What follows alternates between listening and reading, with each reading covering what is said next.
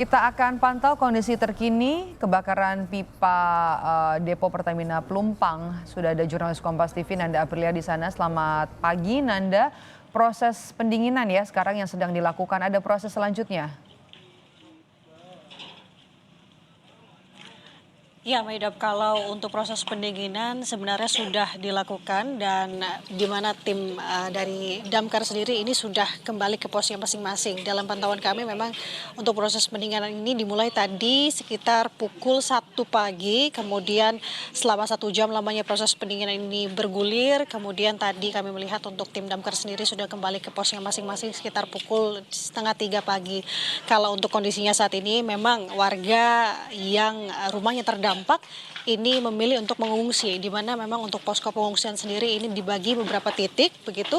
Kalau informasinya saat ini sudah ada sebanyak 6 posko pengungsian yang di mana kalau bisa dilihat kondisinya memang kalau kami melihat pantauan di lokasi banyaknya warga yang memang sengaja ini untuk melihat bagaimana kondisi di lokasi kebakaran pasca memang dari tim damkar sudah melakukan pemadaman. Kalau informasinya orang atau warga yang melintas ini merupakan orang yang memang lumayan dekat begitu dengan lokasi kebakaran ini terjadi maupun ada yang jaraknya cukup jauh untuk melihat bagaimana sebenarnya dari dampak kebakaran yang disebabkan oleh Depo Pertamina di wilayah Pelumpang Jakarta Utara ini.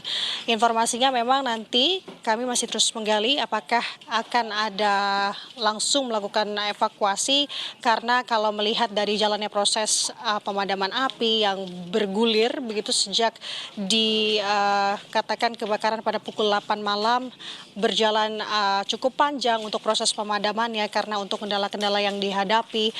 Yang pertama adalah terkait dengan akses yang memang begitu sempit karena ini adalah pemukiman padat penduduk. Kemudian juga melihat dari warga yang masih cukup banyak yang panik. Kemudian juga banyak warga juga yang hendak melihat sebenarnya bagaimana proses pemadaman api di kala itu. Kemudian kendala-kendala seperti angin yang berhembus dengan kencang yang dimana ketika di kala itu api masih merah, angin berhembus dengan kencang ini begitu dikhawatirkan oleh tim damkar pada saat itu. Namun semuanya bisa dapat diatasi yang dimana kalau untuk kondisinya pada pagi hari ini langit tampak cerah, Maidop dan juga saudara.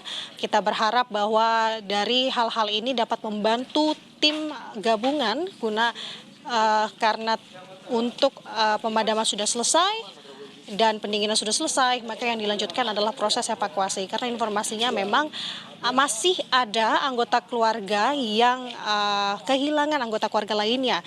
Dan hal tersebut kami pun kerap kali melihat di lokasi di mana anggota keluarga ini mencari sanak keluarganya yang masih berada ada yang dibilang dalam rumah ataupun masih mencari di mana titik saudaranya ini berada. Jadi yang menjadi perhatian untuk saat ini yang terbaru adalah bagaimana proses evakuasi korban ini dan mencari korban-korban dari keluarga yang masih mencari sanak keluarganya, Maidop.